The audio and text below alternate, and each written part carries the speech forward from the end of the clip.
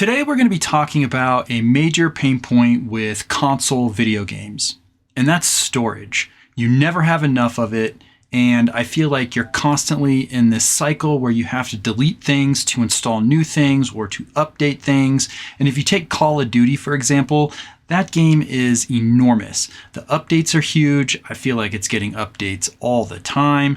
And so today we're going to be talking about how to expand the storage in your PlayStation 5 console.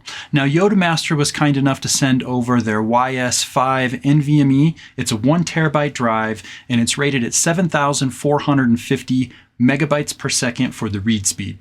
Now we're going to be putting that to the test. I'm going to do a quick unboxing of this drive, then we're going to show you how to install it in your PS5 console, and then I'm going to show you everything you need to do to set it up once we get the drive installed.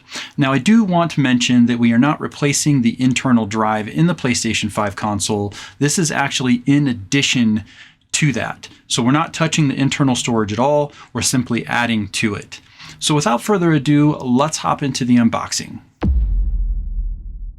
Now here's a quick look at the packaging, and I'm going to flip this over for you so you can see some of the specifications on the back of the box. Feel free to pause this if you'd like. I did take the majority of the information from the specifications and I went ahead and put that on an infographic for everybody. And I'm not going to read everything on this chart to you, but I'm just going to cover some of the big things here on the bottom row. Now this unit is using triple level cell NANds, and that's really good. That's actually the same thing that Samsung uses on their SSDs. It's a lot better than quad level cell NANds, and so it's really good to see that they're using a quality chip here on this device. Now it is rated for 500 terabytes written for its endurance, so in theory you could fill this thing up and erase it and fill it back up 500 times before you're going to have any issues with the drive. I'm not going to really get into the mega transfer speed. It's basically tied directly to the PCIe generation of the SSD as well as the read-write speeds, and we're going to test that later, so there's no point in getting into what mega transfer speeds are. And then the 1.5 million hours mean time before failure, that's kind of tied to the endurance. And so if for whatever reason you did not hit that 500 terabytes written for the endurance, you could in theory use the drive for up to 1.5 million hours before they statistically say that the drive will fail. Now, taking a look at what you get in the actual packaging, you get a user manual as well as a Phillips screwdriver. You do get one single mounting screw, and then you get the drive itself. Now, taking a closer look at the drive, you will see that it has a phenomenal build quality. I'm actually really impressed with how well this is constructed. It has a very nice aluminum heatsink. It does come with a thermal pad pre-installed as well as the heatsink, and I really like how they secured this with 4 Phillips screws as opposed to using any kind of plastic or metal clips. Overall, this looks and feels like a really premium product, and I can't wait to get this thing installed and test it out. As I was rendering out the video, I realized that there was a piece of information I wanted to give you that I'd kind of forgotten about. I absolutely struggled to get the cover off. I looked it up, I watched different videos, and to be quite honest with you, everything that I looked at was wrong. It had all the ports on the left-hand side instead of the right-hand side, and it had you pulling the wrong direction.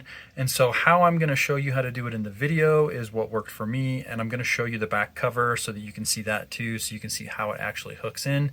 This would also be a great time to take care of any dust that you have inside of your system and get all of that cleaned out before you get everything put all back together.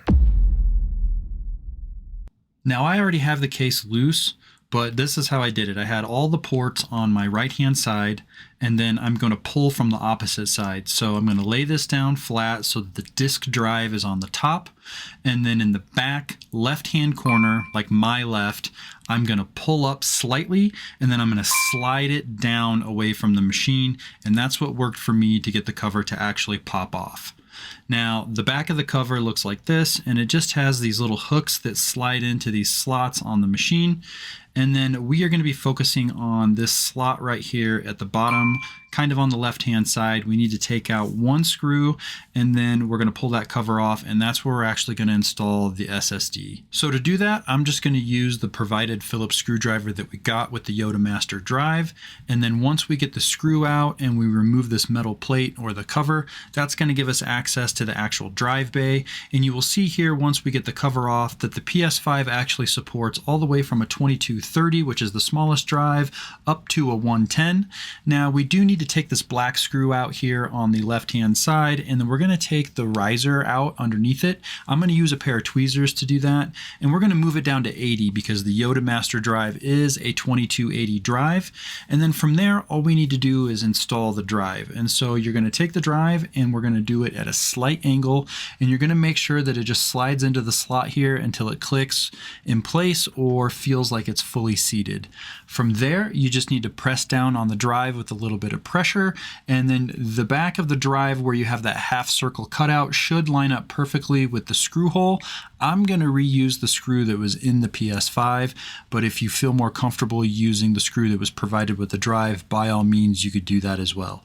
So now all we need to do is just secure the drive, and then from there we're going to reinstall the cover and put the screw back in the cover, and then all we need to do is put the plate back on the actual PS5. If you prefer to test it before putting the cover on, I don't blame you. This was really hard to take off, but it should click in place and then you'll know that you're good to go. Okay, so now we got the drive installed in the PS5 console, and I'm going to get everything hooked back up, and then I'm going to show you what you need to do to actually get this set up and recognized by your console. And then we're going to walk through what you need to do to actually use the drive if you'd like to install games to it moving forward, or if you'd just like to move your data from the internal drive to the new drive that we just installed. As soon as you power on your PS5, you're going to be greeted with this message here. This means that the drive was in fact detected, and so you get the option to basically not use the drive at all and turn off your system, or we can go ahead and format it for use. So we're going to go ahead and click Format M.2 SSD, and then I'm not going to speed this up. This is real time how long it takes to actually format, and then once it's complete, you will get a read speed test, and you'll see that we get 6,496 megabytes per second, which is not bad. The stock internal drive of the PS5 is only rated at 5,500 megabytes per second, just so you guys are tracking. Now, once you're done, you will go ahead and click OK, and then the system is going to go ahead and reboot. And then from there, I'm going to go ahead and show you what we need to do to change the installation path for your games should you want to move it to the new drive. So the first thing we're going to do is head over to settings, and then we're going to go to storage, and you'll see that we have the M.2 SSD storage. And if we go down and we select that, you'll see that it says Yotta. We don't have any control over the naming convention, but you will see that we do have a terabyte of storage here. Now, if you'd like to install all of your new games on this drive, you just need to go down to installation location, and you can change it for both PS5 and PS4 games from console storage to M.2 SSD storage. And that's all you got to do. And then the games that are installed on that drive will update to that drive, and everything will work completely fine. Now, you can alternatively go and move games from the console storage to the drive that we just installed, and then just continue to install on the internal console storage. Now, to do that, you're going to want to move over to the right hand side here where it says games with the blue dot. We're going to select that, and then you're going to select the game that you want to move. Now, you will see on the right hand side that it's going to show that we're moving it from the console storage to the M.2 SSD, and then you're going to basically just confirm everything, and then it's going to start moving the files. Now, I'm not going to speed this up, so this is real time how long it takes to actually move a 100 gig file, and then we're going to go ahead and test it, and I'll show you the load times of Far Cry 6 once this is finished.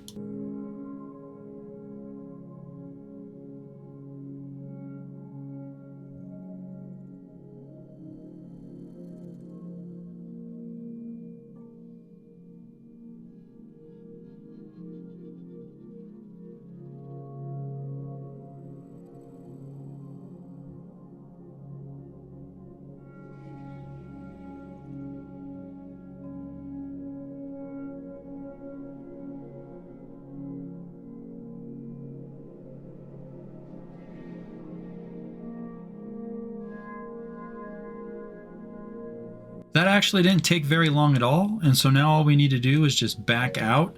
And then you'll see here when we take a look at our console storage that we do indeed have more free space. And then you will see if we go to the M.2 drive that we have less free space. And then it shows here that we have the 101.9 gigabyte file installed on the M.2 SSD. So now let's go back to our home screen and we're going to go ahead and load up Far Cry 6. Again, I'm not going to speed anything up here, so this is the actual load time for the game, and then I'm going to do the same thing once the game loads. We're just going to see how smooth it plays and how well everything works, but I'm not going to talk the entire time. So I'm just going to show you some clips, and then we'll come back and we'll talk about some stuff.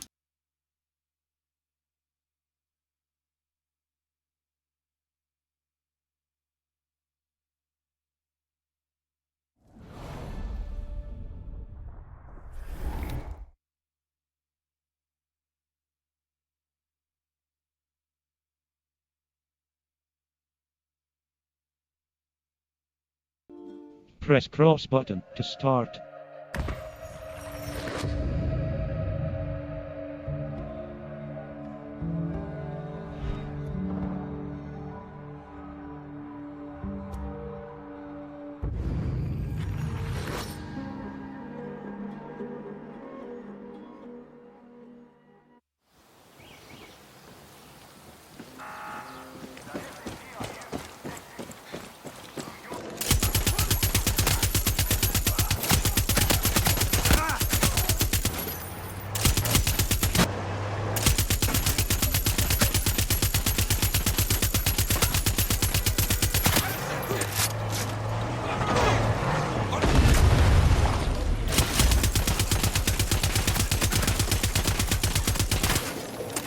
All right, so we haven't had any issues with this drive at all. It's been working flawlessly. I really like how they package this thing. So the thermal pad and the heatsink are pre-installed and they use screws.